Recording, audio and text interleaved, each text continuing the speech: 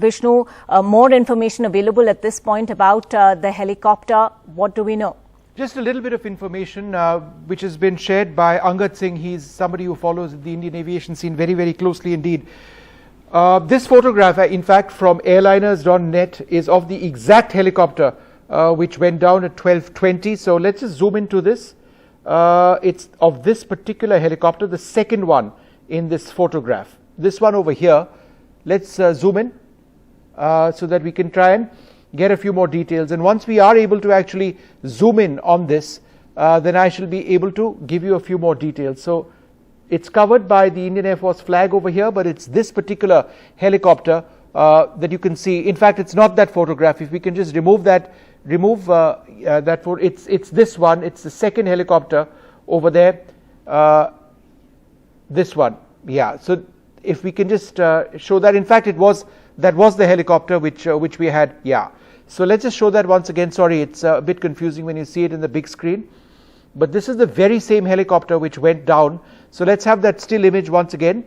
Right. So that's correct. So this is ZP5164. If you look at the tail of that helicopter, it says ZP5164. I believe this would be on an Air Force Day flypast when this helicopter, the very same one which went down, was filmed. This image coming from airliners.net. Now, Angad writes that ZP5164, and how do we know that it's the very same helicopter? Because at the crash site, we were able to spot the tail boom of that helicopter with the same registration.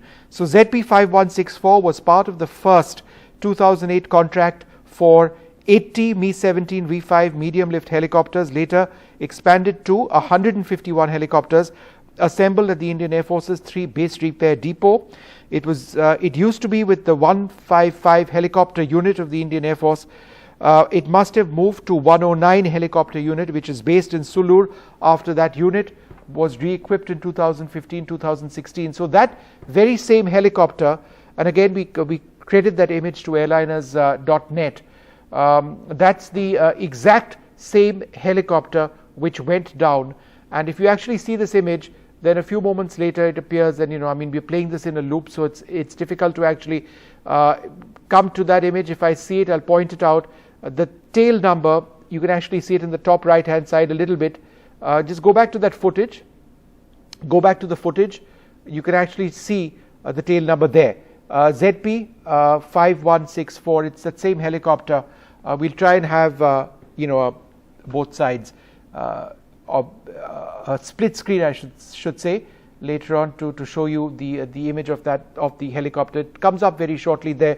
ZP5164. Anyway, that's just a small point to make as we try and learn. And as you can imagine, at this stage, very little detail. But let's tell you what's expected in the next little while. In the next little while, we expect the Defence Minister Rajnath Singh to address Parliament to tell us about what he knows at this stage, firstly. Secondly, the new Air Force Chief, Air Chief Marshal Chaudhary, already on his way to Coonoor. He's in the air now, should be arriving in a couple of hours at the site of this air crash. There were 15 people on board this helicopter. 9 of them are likely to have been passengers, including the Chief of Defence Staff, General Rawat, and his wife. It is believed that there would be 5 personnel of the Indian Air Force, flying this helicopter.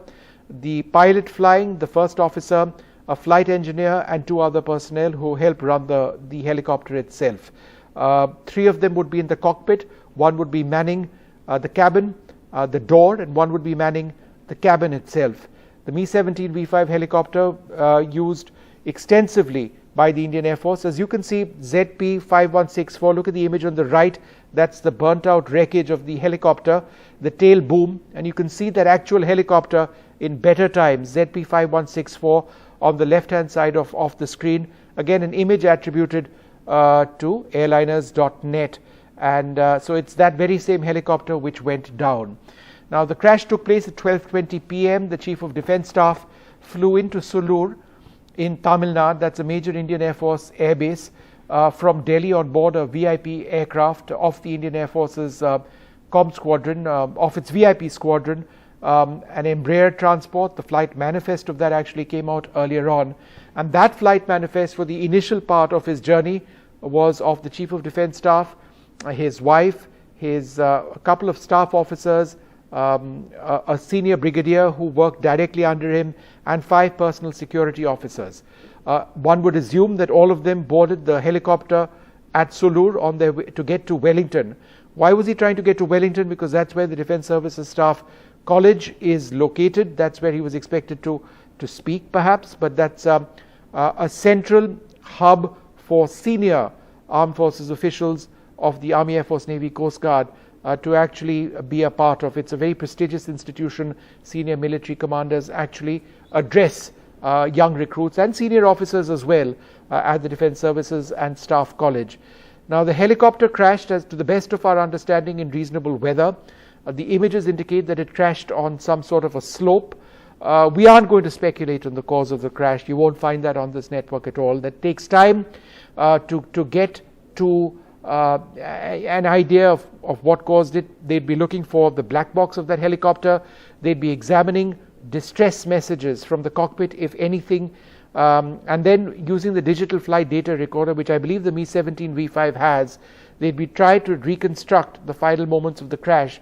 So it's very important actually to try and recover the digital flight data recorder of that aircraft. All right, so we've got who do we have with us at this stage? Air Marshal Dheeraj Kokreja, a senior retired officer, with us as well. Air Marshal, would the Mi-17 V5 helicopter have a digital flight data recorder and a cockpit voice recorder, which would ultimately help investigators piece together what went wrong? Yep, Vishnu, good evening to you on a very sad day. Yes, the Mi-17 V5 has the facilities for investigation of such accidents. And I'm sure the investigating team will go deep down into it. Air Marshal, how does the Indian Air Force, for the benefit of our viewers, investigate helicopter or fixed-wing aircraft crashes? What happens? What is the process?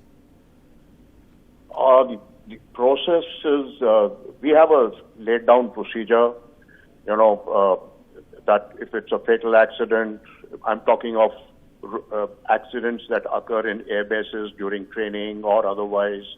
If it's a fatal accident, then a certain rank officer is detailed for it, normally an Air Commodore. And if it is a normal accident on the ground with minor damages to the aircraft or to the infrastructure on the ground, then accordingly wing commander or a group captain investigates the accident, and they have a technical member, and if, depending on the nature of the accident, then an administrative member.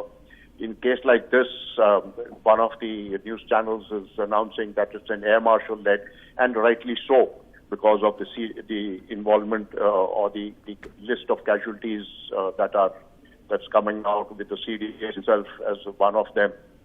That very, very high-ranking, very experienced pilot, and he need not be a helicopter of a background, but he will have down the line enough expertise available from in all ranks.